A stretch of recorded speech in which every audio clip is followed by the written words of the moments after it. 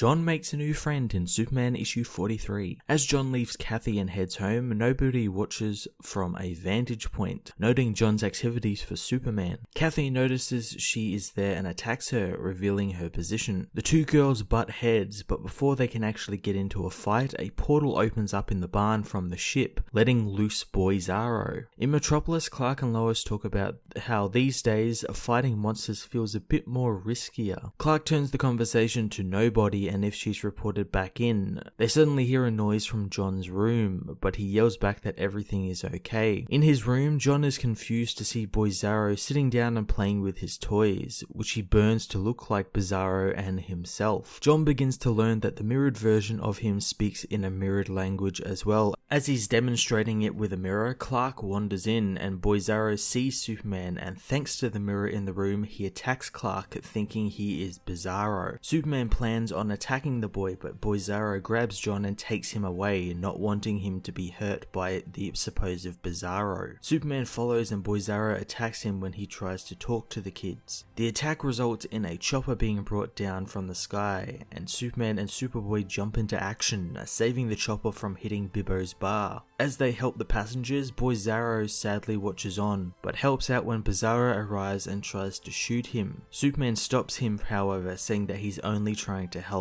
As Superman says Bizarro did a good job, Kathy's portal reopens, allowing Robzarro, the Robin Bizarro, to come through. Nobody and Kathy attack Robzarro, but Bizarro and Superboy arrive along with Superman. Robzarro is happy to see his friend back, and as they discuss how to get Bizarro and Robzarro back to their Earth, Superman finds that they have actually already gone through the portal and disappeared back home. Heading to Bizarro World, they find Bizarro hanging out in a field, not wanting to go home thanks to his angry father and angry mother. Clark says that families have rough patches, but it's no reason to hide out. Bizarro says that he trusts Superman and will go with him to Bizarro's farm. Heading to the farm, they meet Lois, who tries to come on to Superman. Lois is ripped away from Superman by Bizarro, who angrily confronts Superman. Bizarro sees his son, who tries to explain what happened, leading to him to try and attack his son with a tree. Superman stops the attack, punching Bizarro to the moon. Checking on Bizarro, Superman leaves to deal with Bizarro on the moon. As he does, the cube-shaped Earth begins to transform, turning into a sphere, making it look like a normal Earth. The culprits behind the change, the Legion of Fun, announce that they are going to have some fun now with the Earth. Superman issue 43 was a really fun action-packed issue that explored not just Superman and Bizarro's relationship, but Bizarro's violent family relationship and how its warped mirrored version of Clark and Lois's relationship has affected the young Bizarro. It's really great because you only see Bizarro is looking for someone to love him,